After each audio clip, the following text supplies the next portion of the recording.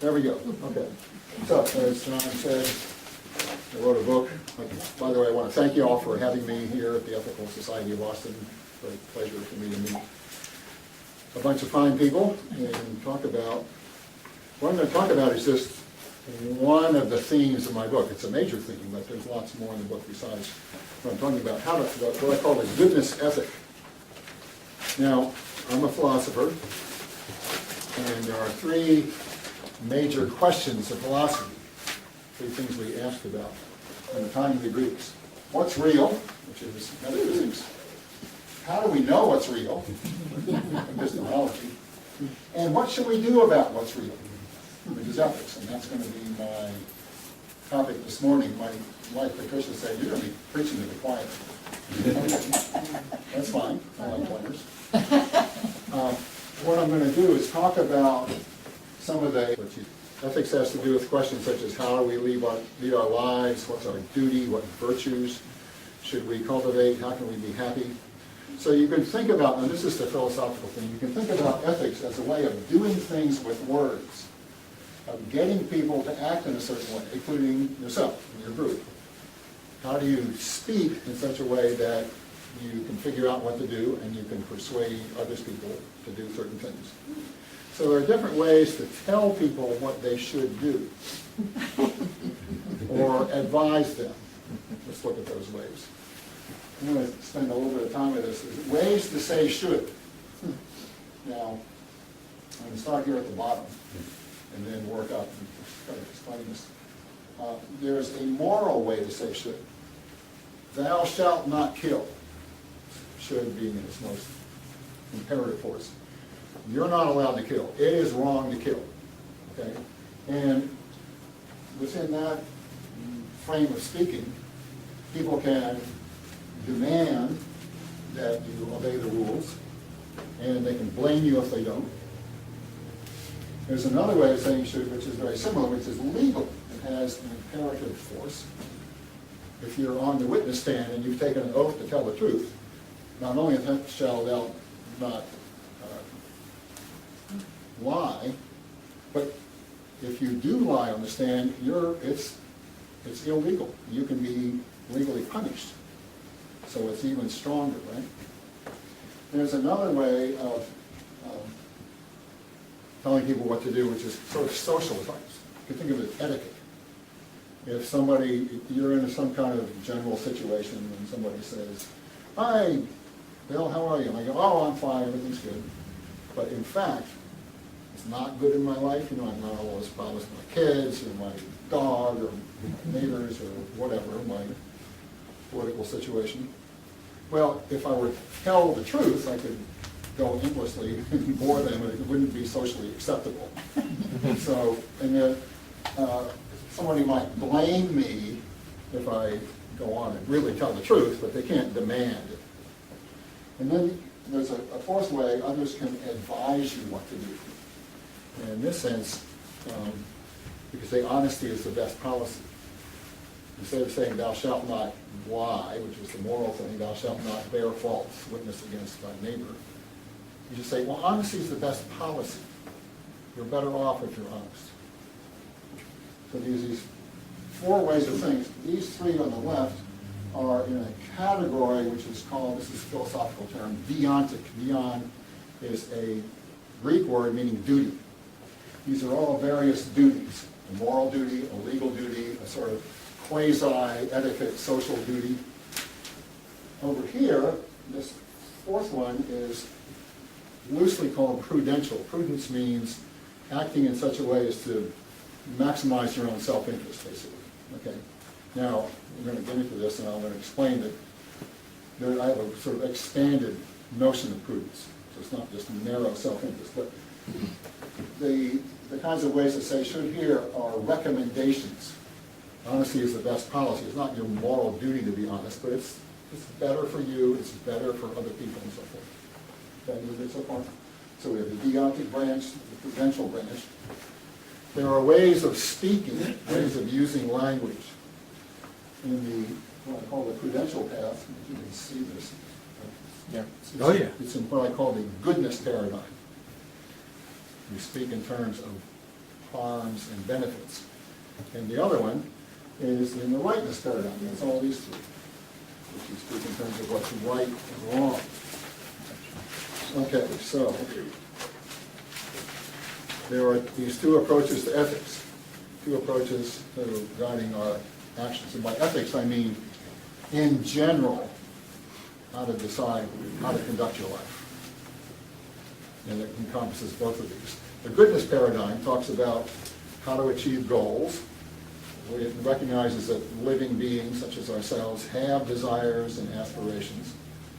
Value is what enables a person to achieve his or her ends.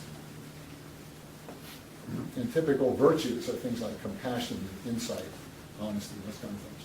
These all has to do with what's good and bad is what's harmful or beneficial. The rightness paradigm has to do with obeying rules. There are moral rules. Now there's 10 commandments. Thou shalt not kill, and thou shalt honor thy father and mother, and so forth. Now, the rightness paradigm is necessary.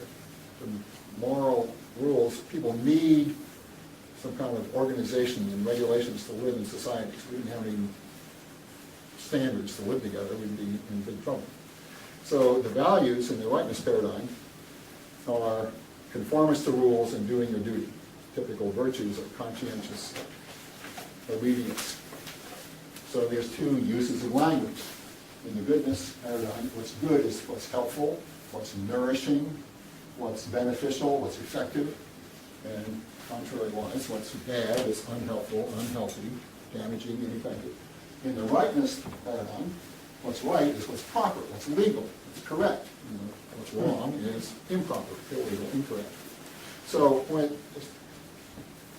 when you're talking to somebody and you're listening to what they say and having a conversation, when they make an ethical judgment, pay attention to the language they use. Are they speaking in terms of goodness or rightness? Okay? And we'll return to that thought in a minute. I was pleased this morning when the thing came up, do you have any ethical Dilemmas. dilemmas? Right. So there are roughly two approaches to ethics. One is in terms of what you might call quandaries. You focus on specific actions or types of actions. Should I fix up my car such that it appears to run and then I sell it and it's okay? That's a specific action, right? So what we should be doing is a specific situation, a type of situation. If you think of it in terms of goodness, you would ask yourselves, what are the anticipated benefits and harms of the possible choices? If you think of it in rightness, what do the moral rules say to do? What the right choice? You can also think of ethics in terms of what we might call virtues, qualities of character. Now, virtues kind of an old-fashioned term. It doesn't mean some Victorian thing of whatever it means. It just means, in philosophical terms, qualities of character.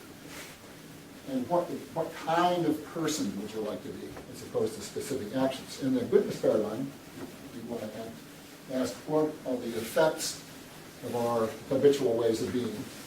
In the rightness paradigm, you want to look at what kinds of ways of behaving would lead us to obey the rules despite temptations.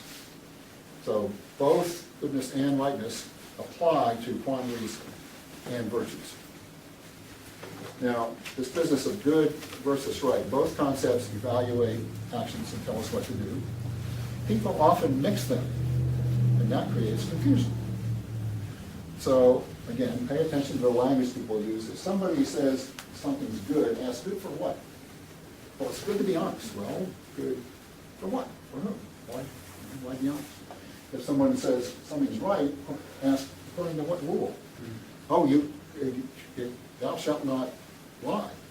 Well, that's the rule of one of the 10 Commandments in the Hebrew and Jewish and Christian Bible. And then you might ask, well, where did that rule come from? Why should we obey that rule? You can always question. So as I say, goodness is roughly called prudential, rightness is called moral. And as I use the terms, ethical is broader than moral. So sometimes people say, oh, you want to do be an ethical person, to do the ethical thing, and what they really mean is do the right thing according to some morality. I'm using this in a slightly more extended case. Okay?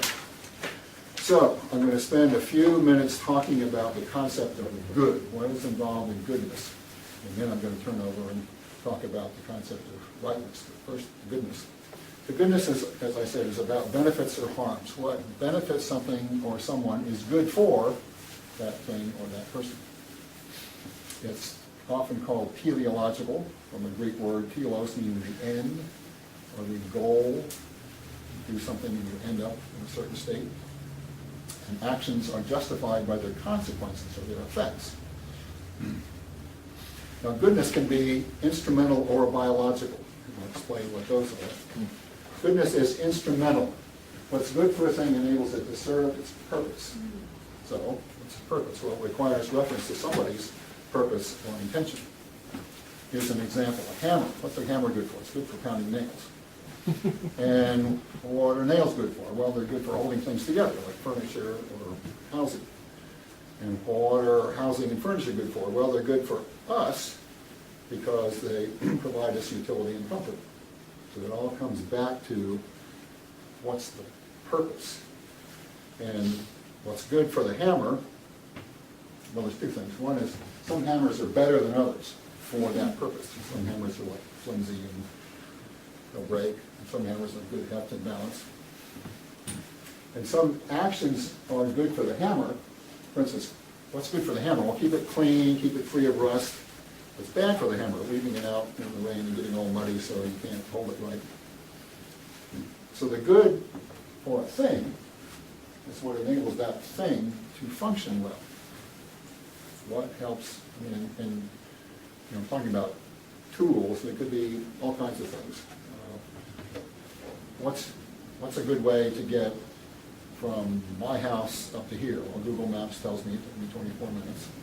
So 26 minutes because Google Maps told me the wrong thing. But so that's a good way to get here. Well, why do I want to get here? Because I want to speak in front of a group of intelligent, handsome, above average people. And why do I want to do that? Because Not hardworking. Hardworking. That's it. And why do I want to do that? Because I enjoy it, and perhaps you'll learn something, and maybe I'll learn something from you. Because there's a purpose. Now, the other way of looking at goodness is biological. What's good for a living organism is what promotes its health and its well-being. So the good is what nourishes. This does not require a reference to a purpose or intention. What's good for the little dog that was running around here, the cute little dog, is food and nurturing and playing and so forth. It's good for a plant. Some plants like sunlight, some plants like do better in shade. But it's not like the plant has a goal in mind. I mean, maybe they do, but we won't go there. But obviously some things are better than others. A diet of whole grains and a balanced diet is better than junk food for human health. As I said, some things are good for some plants, some things are good for other plants. So goodness is not absolute. This is an important philosophical point. There's no absolute goodness that we're trying to achieve. We're just in context, in the world. What's good for the hawk is not so good for the mouse. And the good for an organism is what enables that organism to function well. So again, we have this idea of function. It's good for the tool or a mechanism that enables that to do its function. What's good for an organism that enables it to function well. Now, a central question of the book is, what are the functions of the human being? What's good for human beings? And how do we know what's good for human beings? Well, we figure out what the function of human beings is. Now, sadly, I'm not going to talk about that today. I'm still talking about the concept of goodness. But there's a premise that I want to propose to you all, that everything is connected to everything else. We do not live in isolation. Nothing exists in isolation. We all get nutrients from the same environment. We're all connected to the entire universe through gravitation and the weak molecular force and all that stuff. And in terms of human society, we couldn't live without other people. A little baby lizard hatches out and runs off, and that's pretty much the end of it. A little baby human needs a lot of care for many years, as probably most of us know. Humans, we couldn't live without other humans, and we couldn't talk to each other. Language is essentially communal. So we're intimately connected with each other.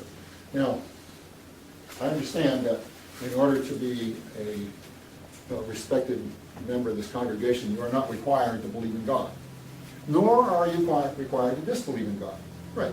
So if you have a religious belief, you can think that God made us all in his or her or its image, however you think of God. And we're all, as it were, children of God. Well, there's a connection, right? If you have a mystical bent, and again, you're not required to have that, but we are all expressions of one being. The world appears as many, and it's really unified underneath it all as one. These are all different ways of thinking about how we are connected. And the book argues for this in many ways. For now, I just want to propose this as a premise. We're all connected. And we'll see where we go with that. So here is the crux of the whole thing, the goodness ethic, which I propose to you all. Work for the good in all things. There are different ways of saying this. If you want to flourish, act for the benefit of yourself and your environment. Do the best you can to maximize goodness for all, for everybody. We're all in it together, so let's make it good for everybody. This is not altruism in the sense of self-sacrifice for the good of others, nor is it selfishness. I'm going to get mine and the heck with everybody else. It's kind of a win-win. We want to make it good for you, we want to make it good for me, good for everybody. See a lot of nodding, because it was right. Aren't we all happy with this? So the idea is that you want both you and your environment to thrive. If you do good for what's around you, it will nourish you.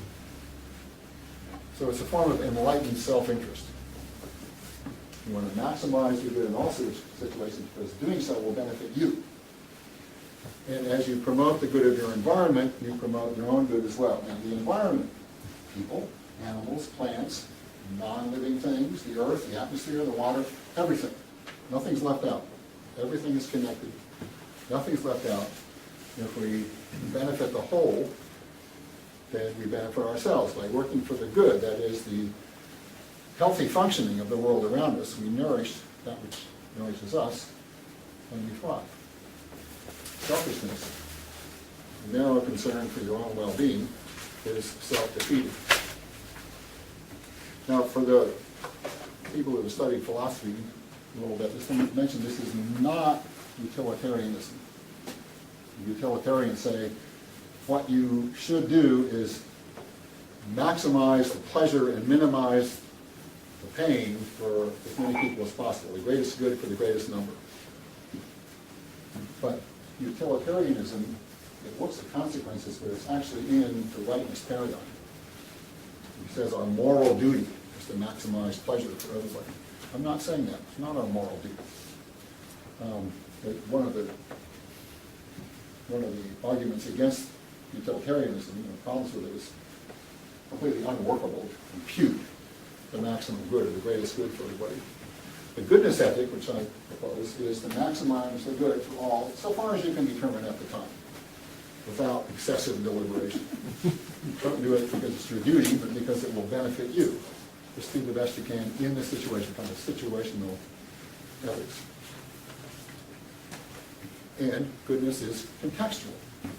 What's good for an organism or a tool at one time or place might not be good in another time or place. You might, coming up with examples here, suppose you're an ardent vegan. There's any vegans here? You don't eat meat at all. But sometimes it might be healthy for you to eat a little meat. Or if you're an ardent carnivore, sometimes it might be healthy to back off a little bit, the rest of the culture. So, what's the context of the human beings? We're in the world, we're with other people, we're capable of self-knowledge.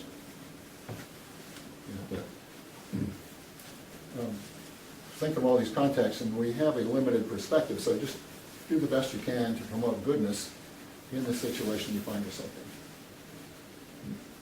So, let's see where we are here.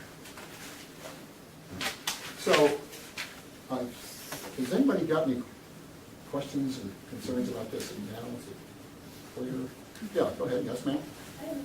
The two analogies when you're saying the rightness, good versus rightness, Uh-huh. for me, they should have, that I can have, because the rightness is wrongness, it's subjective. And so that was when you were saying goodness versus rightness, Mhm. the issue I have with the rightness part is that, what's right, what's wrong? You know, who decides? Who decides what's right? Who decides what's wrong? Good point. Very good. I'll tell you what. Let's talk about that. Whoops. Oh, so, did I go backwards? It's like, All right, so we were on this side. Now I'm going to talk about the rightness side. And where am I? Sorry. Oh, here we are. Okay. So here's what, good point. I'm talking about goodness, now I'm talking about rightness.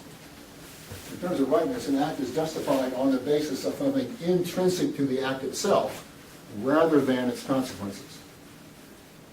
And typically, what's intrinsically to itself is conformance to some rules and regulations. As you said, you get to choose the rules. So we apply a rule to determine what to do. The quality, let's see, we apply a rule, a non-ethical example is, what's 12 times 12? Well, it's 144. There's only one right answer. It's not 143, it's not 145, it's 144. So there's one right answer. And ethically, the right answer is the right answer to a moral problem. Ethically, the business about, do I cover up the defect in the car? No, that would be wrong, that would be lying. Saying to somebody it's a good car when it's not, and you're not allowed to lie because it's immoral and the rules say it's immoral, and so forth. This is called deontological, the diagram called it deontic, from a Greek word meaning duty. And the central concern is identifying the rules and obeying them, and determining what the rules are and how you justify them. Okay, so here I am. Within that deontic paradigm, there's, as I said, there were three things. I'm going to only talk about this one down here, the morality. So let's talk about what morality is. Morality, the system of rules for how people are supposed to act with each other.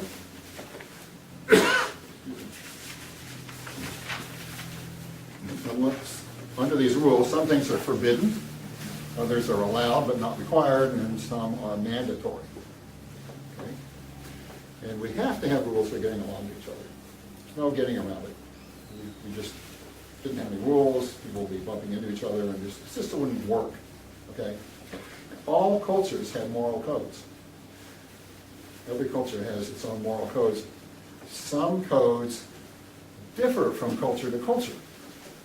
An extreme example is there's some cultures in which if a young woman of reproductive age goes off with a young man out of sight of other people of the community, she has brought dishonor on her family, and in extreme circumstances, it's obligatory. You are obliged to kill her. We think, I assume most of us think that's awful. Well, our moral code says that's ridiculous. Not only and abhorrent, their moral code says it's obligatory. A less extreme example, I read about this once. Here's a situation. You're invited to your cousin's wedding. It's in a different city. And you don't really have enough money to get there. Would it be okay to steal a train ticket to get there? Well, most of us say, no, stealing's wrong. Shouldn't do that. In some cultures, I think it was India, yeah, you should steal a ticket because your obligation is to get to the wedding. to your cousin's wedding, it's part of your family. So there's a slightly less momentous decision, but there's two different cultural rules here. So everybody has a sense of morality. We all live in a culture. Everybody has a sense of morality unless we are defective in some ways. The sociopaths and psychopaths might not have a sense of morality, but we recognize that those people are damaged human beings. A normal human being has a sense of morality. The details vary from culture to culture, but everybody has one, and they have intuitive judgments about what's right and wrong. There are some characteristics of moral judgment. These come from social psychology. You make a moral judgment cognitively. Moral rules are taken to be universal and objective. Everybody is supposed to obey these rules. Thou shalt not steal does not mean that nobody but you may steal. It does not mean it's okay to steal in Oklahoma but not Texas. It does not mean that you must not steal except on Saturday night. It does not mean that you must not steal except when you really, really want something. No, thou shalt not steal. Period. End of sentence. Behaviorally, we blame and praise people, and we punish them and reward them based on the moral rules. All the moral rules, they're praised. Oh, look at this. All right, this is an example of the goodness ethic in action. Thank you. Thank you very much. It helps me and helps you. All right, so based on the rules, we blame and praise people. Emotionally, there's an emotional component to this. We feel righteous when we obey the rules, and it's kind of guilty when we don't. We feel angry or resentful at those who don't obey them, and we feel a desire to recruit people to obey the rules that we think is are the rules. Now, importantly, so far this is just a descriptive account of morality. It does not say you should obey the rules. It just says, if you have a sense of morality, this is how it manifests. How many people have heard of the trolley problem? Lots of people have heard of the trolley. Okay, so I don't have to go into much detail. Just in brief, there's a trolley, you're here, you have the capability of flipping the switch. If you don't flip the switch, the trolley's going to run over 5 people. This is all kind of a hoped up example. It didn't happen in real life. But if you do flip the switch, you only kill 1 person. So, what should you do? Should you flip the switch? How many people say yes?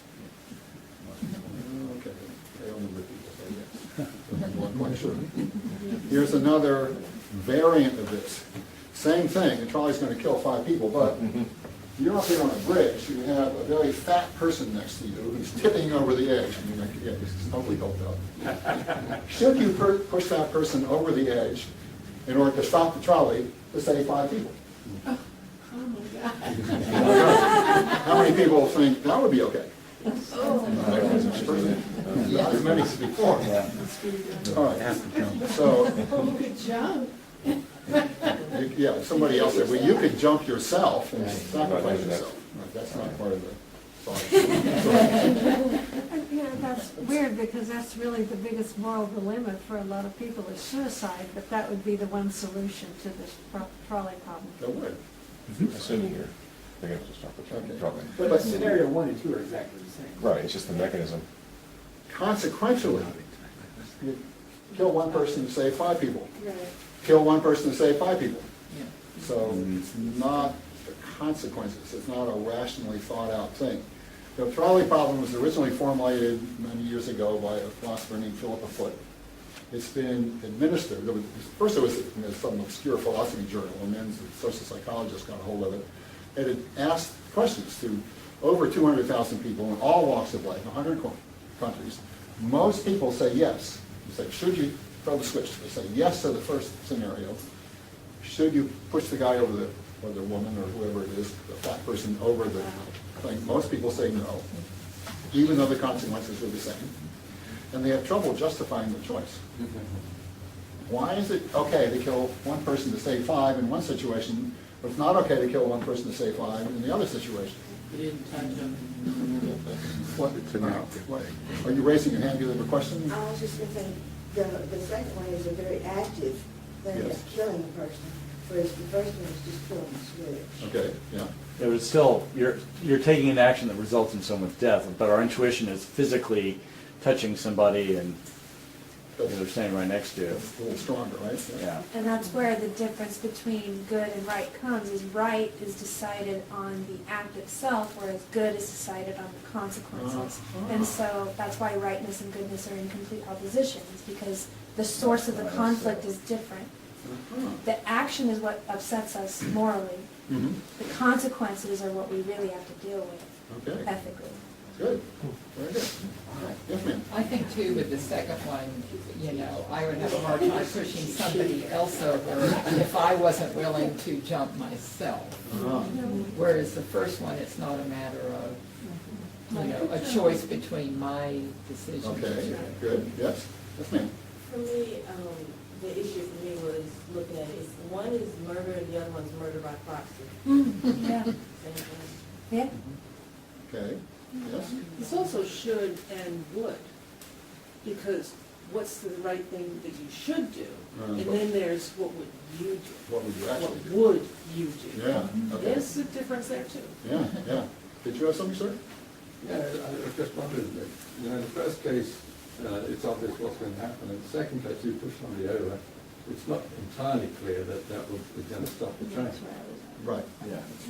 A limitation, we have assumed this is not only this is a very huge person with a lot of mass, but also you have the strength to push the load. Okay, so it's an artificial situation, for sure. Yeah, but people have trouble justifying their choice. They make a moral choice first, and then they justify it afterwards.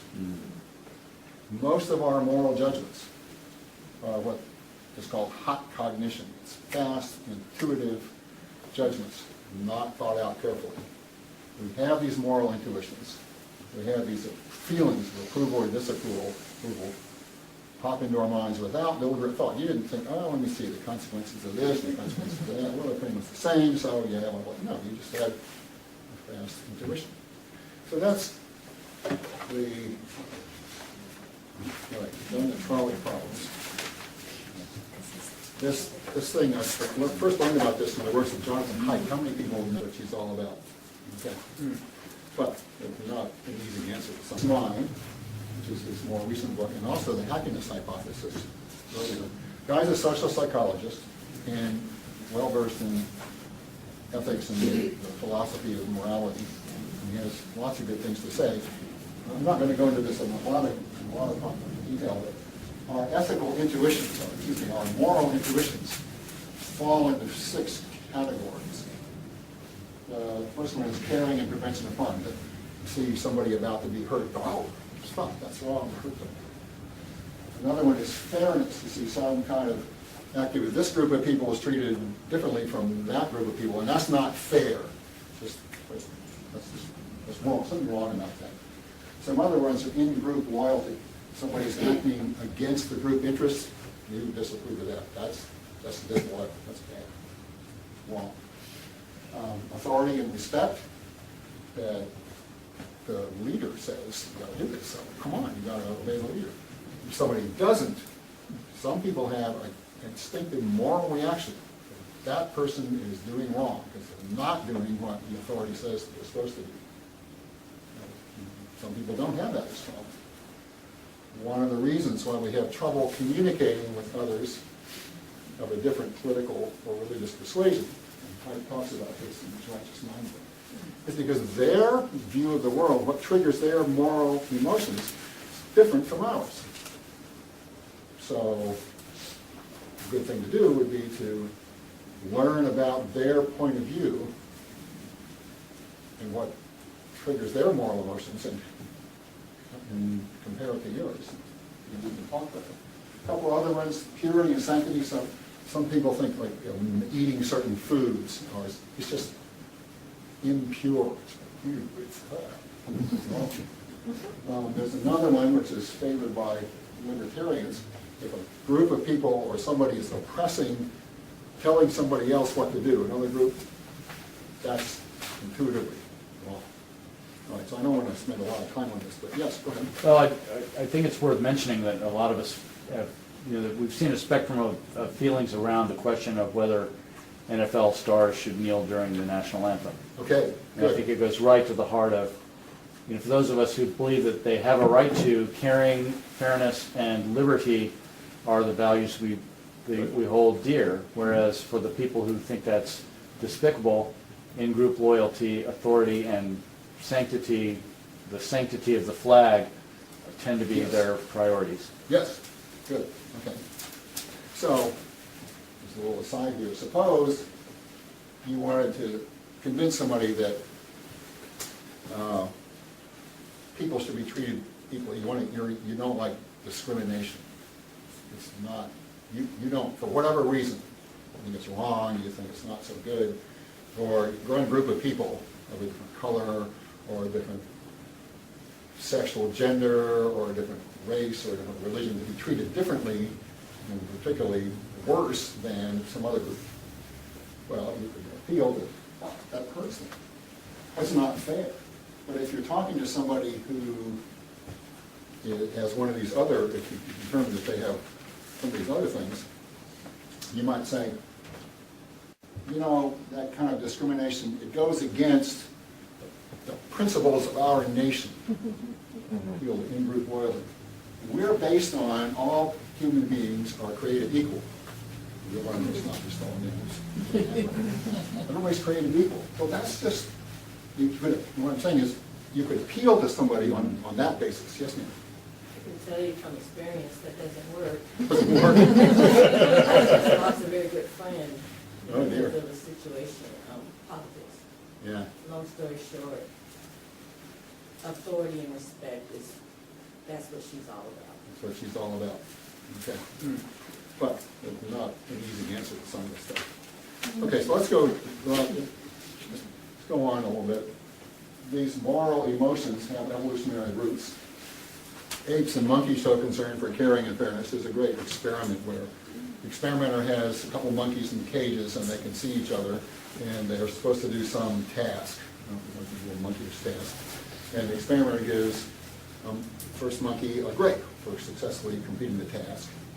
And the other monkey sees it and then sees it, and then the second monkey does the task and the experimenter gives them a cucumber. That monkey gets mad because that didn't get a grape. So they have this sense of fairness even in non-human primates. Now, survival depends on animals getting along in their group, because you can cooperate to hunt together or whatever and share information, but there's also competition within the group for resources, dominant strategies, deception. Franz de Waal has a great book called Primate Politics. As you know, Yeah. chimpanzee politics. Our inner ape. Or inner ape, Yeah. He says, in the social domain, one expects the highest cognitive achievements. Selection must have favored mechanisms to evaluate the emotional states of others and quickly respond to them. That's where these emotional things come from. And the most potent force to bring a sense of community is enmity toward outsiders. We see that playing out in a lot of ways, right? So, what are moral rules for?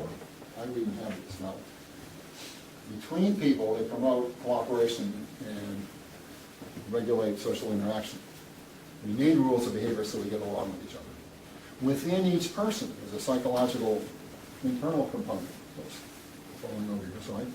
Morality helps us to decide between competing motivations. Oh, I want to get as much money as I can for this piece of junk, but I don't really want it. Why? There's competing motivation, right? So it enables us to be constructive participants in life with other people by regulating our own internal sense of ethics and sense of what to do. Almost done. All right, let me go, now I'm back to philosophical concerns. What is the ontology of moral rules? Ontology is a word from Greek. Ontos means being. What is the manner of being of these things? How do they exist? Well, there's one school of thought says, it's called moral realism. Moral rules really exist out there in the world, independent of our perception of them.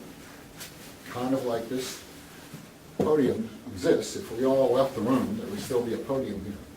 Well, if we all left the room, from these people, it would still be wrong to tell a lie. And there's some evidence for this, because some moral intuitions seem to be universal.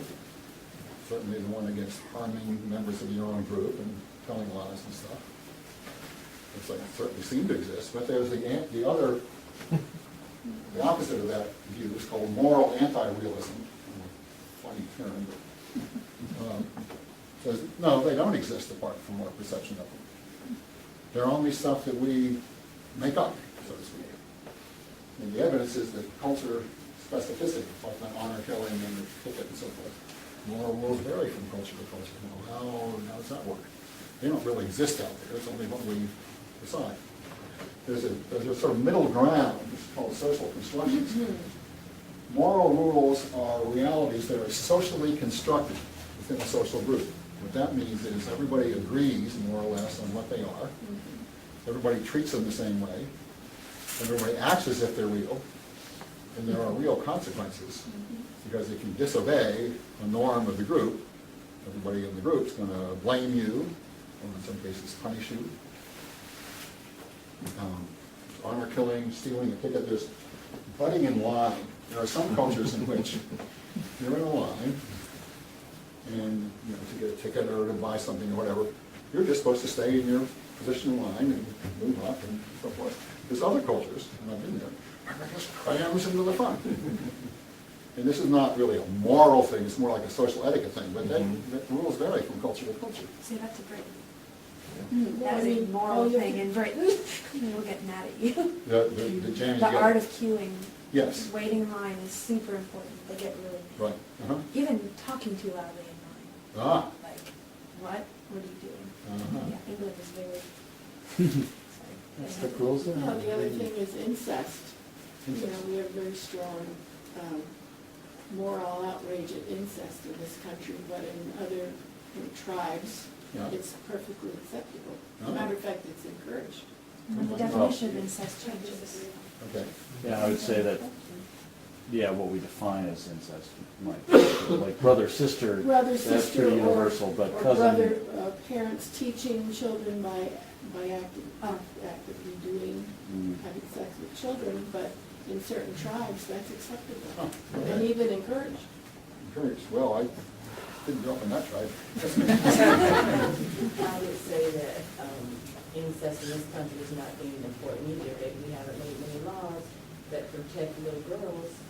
We have made laws that express that when they become women, we haven't made any type of structural, we haven't made anything structural for the little girls and women and boys to readjust in society. If it was important in this country, we would have laws about it too, so I think that even in this country is insufficient. Insufficient, Yeah. okay, good. We never passed the ERA.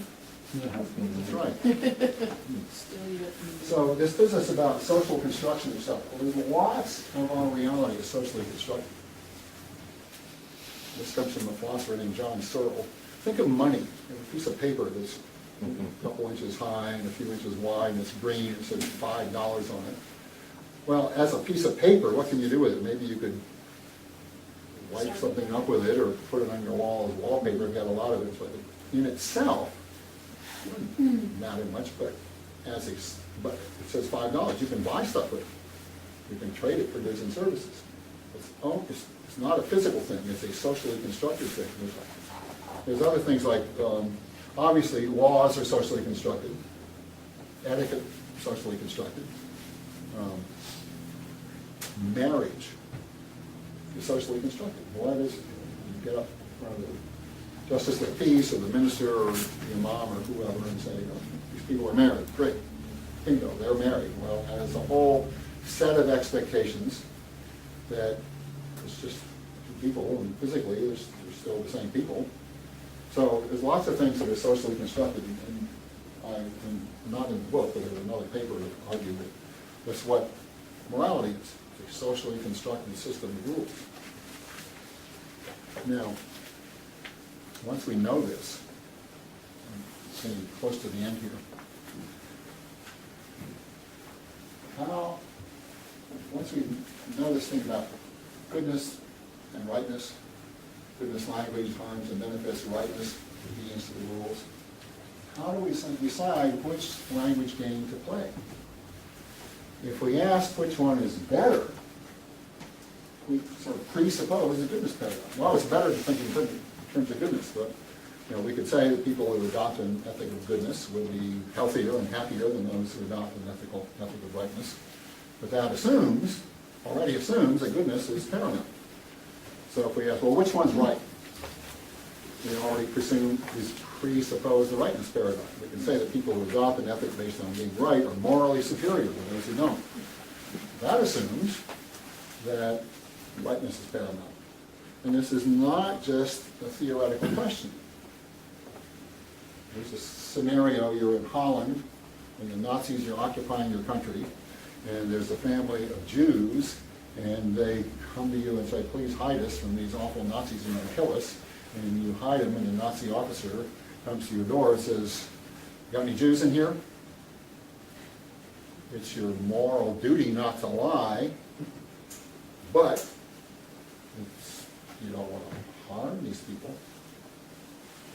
Which one are you going to do?